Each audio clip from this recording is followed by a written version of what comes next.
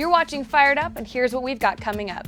Look at the federal Brady background check system. Well, we get a lot of declines.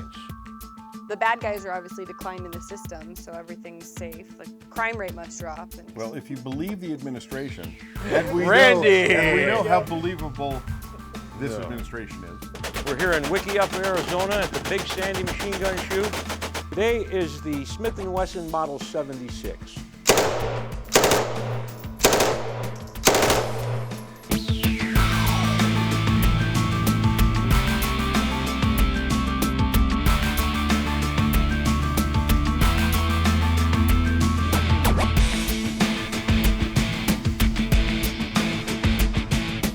Thanks for tuning in to Fired Up. I'm your host for the show, Bob Irwin, coming to you from the gun store in Las Vegas.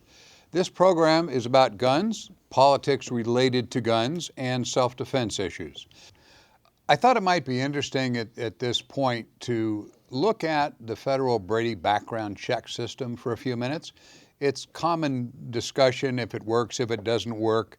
For those of you not familiar with the gun issues, the Brady check system is a criminal history check that firearms dealers are required to have people go through when they purchase a firearm. This has been the law since 1998, I believe. It was designed originally to prevent prohibited individuals from getting firearms, those with criminal records, those with mental illnesses, drug addicts, fugitives from justice, illegal aliens. It was supposed to weed them out because they would give that information to you, the seller, and you could check them. We wouldn't give them the gun. There we were. Right. So you have like a quick, free computer check off, and you go about your way with your firearm. The bad guys are obviously declined in the system, so everything's safe. The crime rate must drop, and the world's just all hunky-dory in a beautiful place, right?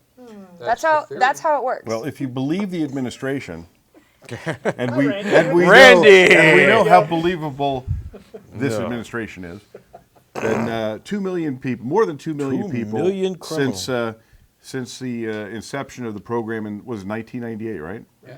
That they say that more than 2 million people have been denied, and the streets are safer. But if you look at the Bureau of Alcohol, Tobacco, and Firearms own statistics, even that is different. It's less. It's about 1 million. So you're half right there. And some of those are clearly counted twice. So I'd have to say that I'm calling. Oh, I can't say that word. I'm calling that the administration is not being believable. How's that? Wow. That I was find that nice, very hard to believe. nice self-censoring there. Well, we get a lot of declines on the.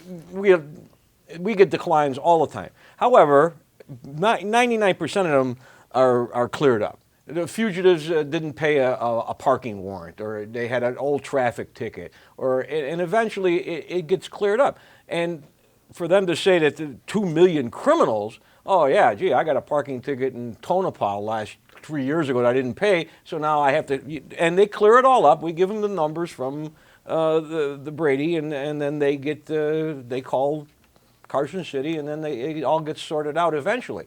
Very, very few actually come back absolutely, totally 100% denied. And I was one of them. I was denied my first time because of an issue with too many addresses or something didn't add up.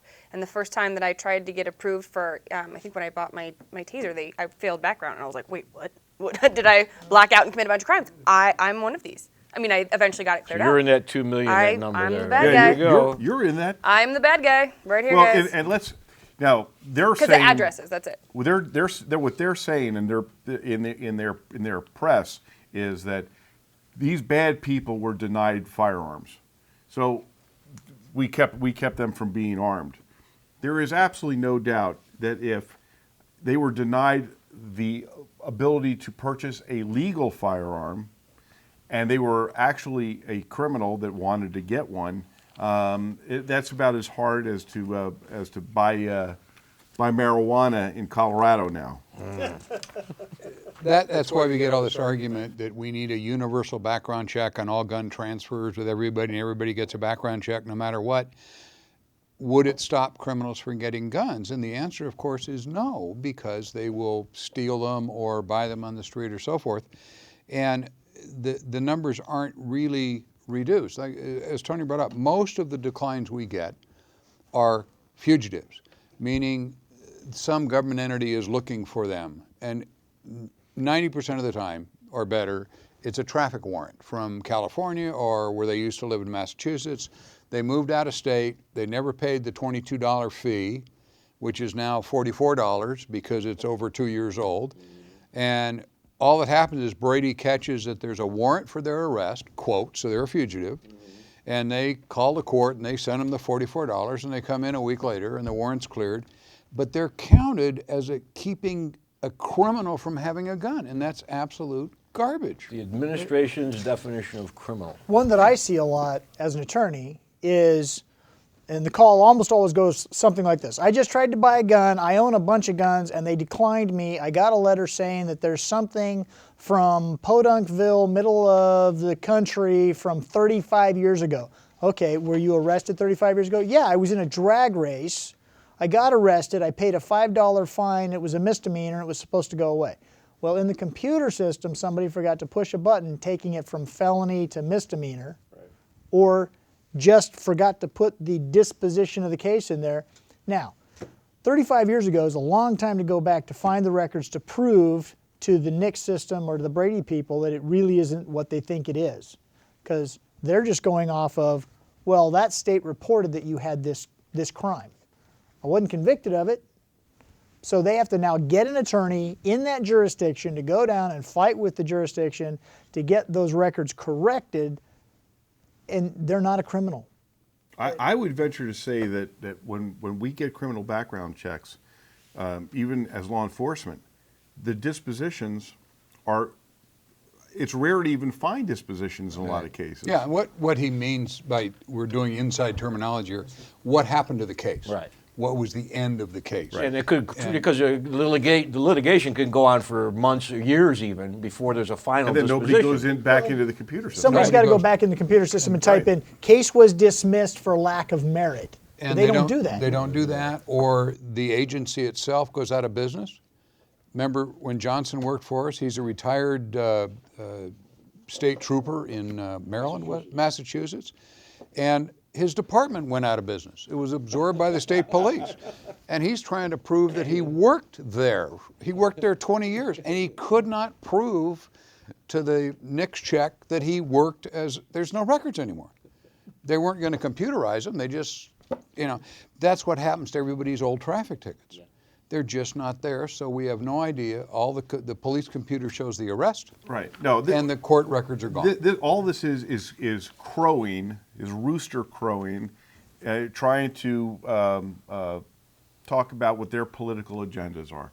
Their political agenda is, hey, look at us, look how good we are. We kept these guns off the streets. 2 million. And it just all does is further their own feathering of their own political The masses. real answer in looking up all this stuff is in here, and since 1998, there have been 1 million denials through the NICS program that actually stuck as denials, which is 0.59% of those people that applied. And I'll bet half of them are felons that wrote a bad check when they were 20. They're not a danger to society, most of those guys. The ones that are a danger are in prison usually. But all the money that's been spent and all this FBI time and all these people that have chased around for this stuff for years, we're talking about just about half of 1%. And they were denied buying a legal firearm. Yeah. So, in reality, did we keep them from having a gun? I wish there was a study on that one. Yeah, the answer is no, without any study. All of us, how many felons total have all of us arrested that had a gun when there's a law that says felons can't have guns? I mean, it happens There's a all law the that says time. they're not allowed to use it to rob somebody too, but I have a lot of clients that's the allegation, so. What I'm trying to say in looking at all this stuff is this: when you see these people that want to have universal background checks, and we want to check backgrounds when a father gives a gun to his 16 or 18-year-old son, or, this is just hype. It is not reducing crime. And if they would spend half the money they're spending on this actually hiring more police officers and detectives to arrest the real criminals, we'd have less crime. This is an absolute facade. And all you universal background check people out there, you need to read the real numbers. Here's what really works with crime. There's programs all over the United States that are really, truly effective that where repeat offenders are targeted by law enforcement and then prosecuted to the fullest, because there's a actually relatively small amount of truly hardened criminals that are constantly offending. And that's where you see true, real criminals going to jail and crime going down, instead of making these ridiculous assumptions and Proper resource allocation, not feel-good measures. Yeah, and where they're getting it, Well said. they get a squad of cops, and they say, you got 7 experienced guys here, here's your computer lady, and this guy, Fred, has been convicted 9 times and he's still out. Put him in jail. And they work the case and take Fred off the street, and he's committing 12 or 15 crimes a year that they know about. Yeah. Anyway, there's better ways to do this than background checks on honest citizens. We'll have more Fired Up when we come back. Today is the Smith & Wesson Model 76.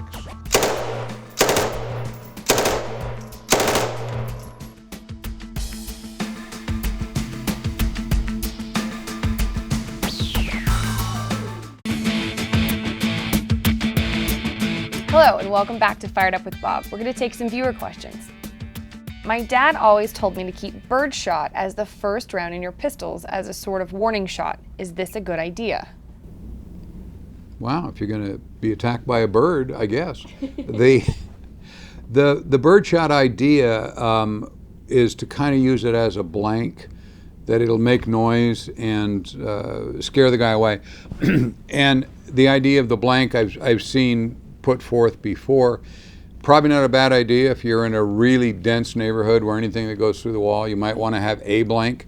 Birdshot is different. If you decide to fire that at somebody in panic and what you do is blind him, it's not going to kill him, it's going to blind him. And you may have an interesting problem depending on how many lawyers the guy's got. Self-defense is not maiming someone, and if you loaded birdshot and that was the result, I can see that being a very complex court case. But I would not recommend it. If you want to have a blank because you're worried about it going through the wall, you can't shoot a round into your ceiling because it's going to go through the roof and land somewhere. A blank is a good idea if you want to have a blank. I'm not sure that it isn't smarter to yell at the guy, get out of my house, than firing a shot. Because we've seen cases where the intruder is armed, and when he hears the shot, he presumes you're shooting at him, and he shoots back. And you actually start the gunfight where there wouldn't have been one if you just yelled, get out of my house. Try the verbal warning first, and I'd stay away from the birdshot, definitely. Well, that's going to end our question segment. If you have anything that you'd like to ask Bob or any of our other panelists, please write us at questions@firedupwithbob.com. Thanks for watching. Today is the Smith & Wesson Model 76.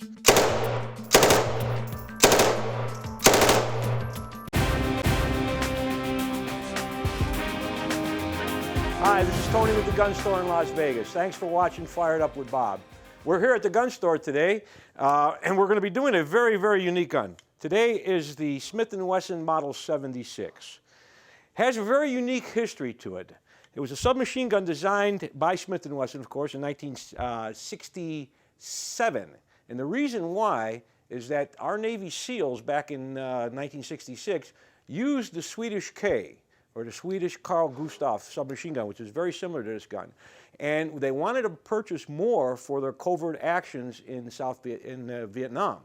And because of that, Sweden, who manufactured the Swedish K, there was an embargo, an arms embargo. Because they were against the Vietnam War, they wouldn't sell the United States the machine guns, any firearms. So the United States, the SEALs, they went to Smith & Wesson, And in 1967, very quick turnaround in development, they came up with this here gun, the M76. Now, this is a virtual clone of the Carl Gustaf Swedish K. It looks the same, the controls are the same, however, there are some subtle slight differences.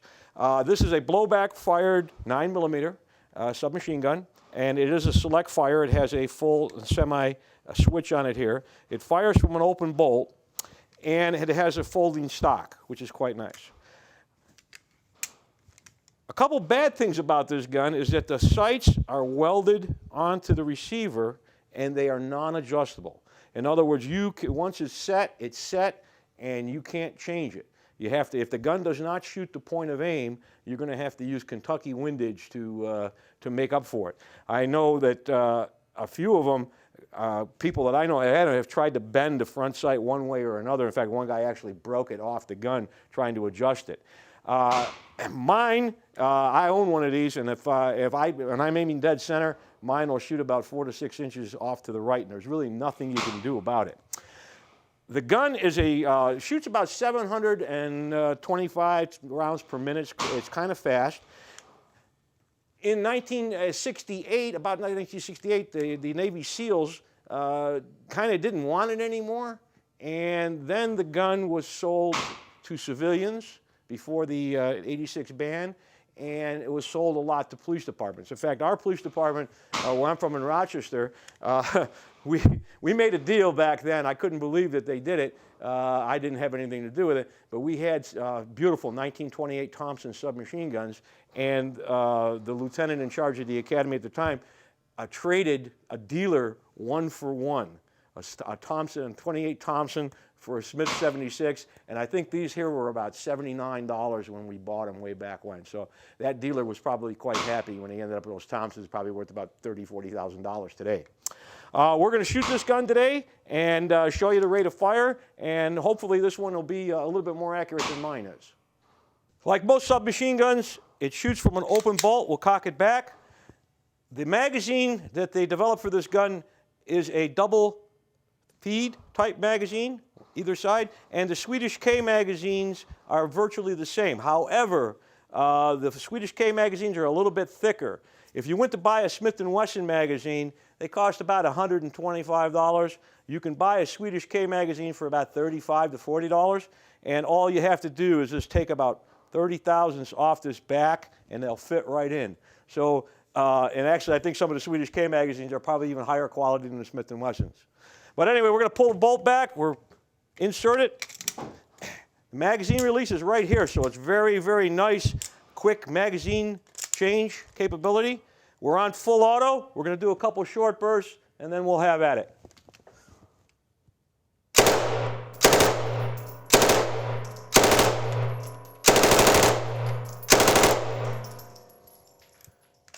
Open back.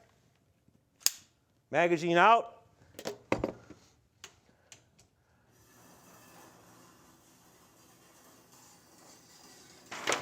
And this one shoots very well. This one shoots almost directly point of aim, which was quite nice.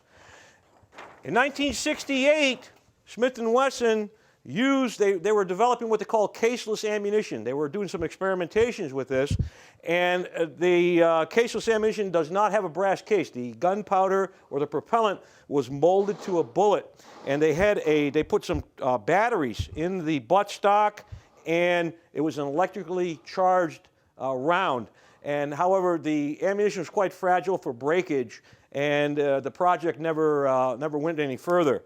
The guns were in production from about 1967 all the way to about 1974. They ceased production of them now. They're very, very popular with collectors, and they're also very popular with competitive shooters. They shoot really nice, and it's a fine copy of the Swedish K.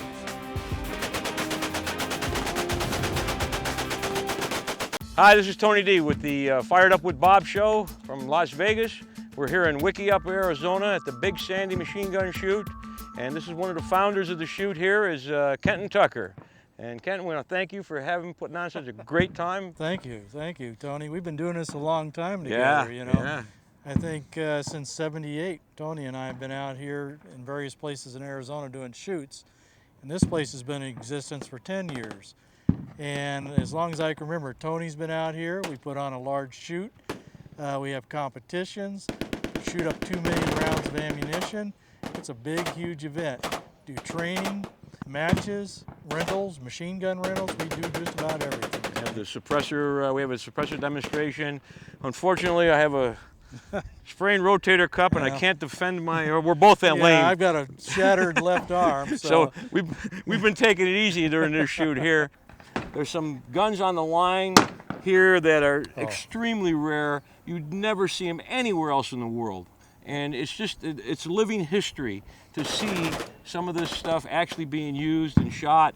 And and I met a guy today from Milan, Italy. Yeah. You know how I am with the Italian stuff. I know how that is. And him and I, we were like long lost brothers talking, and it was great.